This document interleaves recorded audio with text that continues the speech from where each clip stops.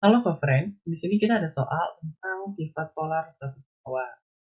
Di mana di soal kita harus menentukan senyawa mana yang bersifat tidak polar atau kita mencari yang non polar. Nah, pertama dalam menentukan senyawa itu polar atau tidak, kita gambarkan dulu struktur labisnya.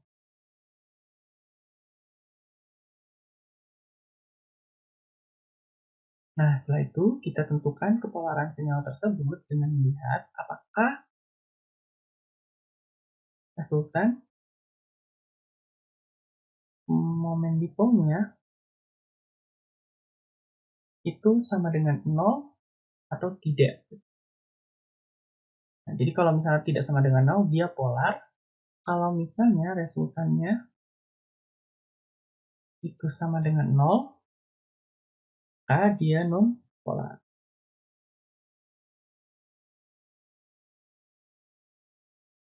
Itu. Jadi kita lihat dulu dari senyawa yang pertama, yaitu kita punya CO, di mana CO memiliki struktur Lewis seperti ini. Nah, karena di sini O itu lebih elektronegatif daripada C, sehingga elektron akan lebih terdistribusi ke O, yang menyebabkan resultan momen dipolnya itu ke O, atau ke kanan. Yang artinya resultannya itu tidak sama dengan 0. Ya. Jadi di sini resultannya tidak sama dengan 0. Maka senyawa CO ini dia bersifat polar. Selanjutnya yang D, ada H2O. H2O ini memiliki struktur Lewis seperti ini. Nah, sebenarnya ketika ada PEB, itu kita bisa mengindikasikan kan, senyawa tersebut polar. Tuh. Nah, tapi tidak semua senyawa yang memiliki PEB itu bersifat polar. Karena rujukannya kita harus tetap melihat arah dari momen dipolnya gitu kan. Nah, kebetulan kalau di H ini arah momen dipolnya itu mengarah ke O. Sehingga momen dipol total resultan momen dipolnya itu mengarah ke O. Artinya resultannya itu tidak sama dengan 0. Maka senyawa ini juga bersifat polar. Selanjutnya yang C, itu ada NH3 yang memiliki struktur Lewis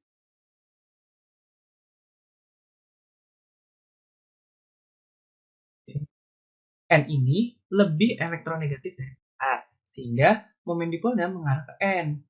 Nah, karena di sini juga ada PEB dan momen dipol itu lebih mengarah ke PEB, maka momen dipol totalnya itu mengarah ke X. Artinya di sini resultannya itu tidak sama dengan 0. Gitu. Maka si NH3 juga itu bersifat polar. Nah, selanjutnya kita punya CO2 yang memiliki struktur Lewis seperti ini. Nah, CO2 ini karena O lebih elektronegatif, maka momen dipolnya lebih mengarah ke O. Nah, tapi kita lihat kalau misalnya dua arah momen dipol ini saling meniadakan atau saling bertolak belakang. Sehingga resultannya itu sama dengan 0 yang menyebabkan CO2 itu bersifat non-polar. Lalu yang terakhir ada SO3 yang memiliki struktur seperti ini. Nah, di sini bisa kita lihat kalau misalnya O itu lebih elektronegatif sehingga momen dipolnya lebih O. Nah, tapi di sini ada momen dipol yang mengarah ke PEB-nya.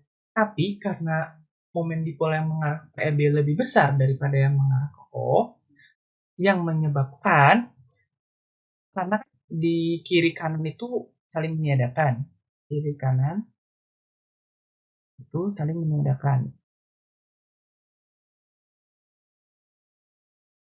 Di atas bawah itu tidak saling meniadakan. Kenapa? Tidak saling meniadakan. meniadakan. Nah, kenapa tidak saling meniadakan? Karena momen dipol antara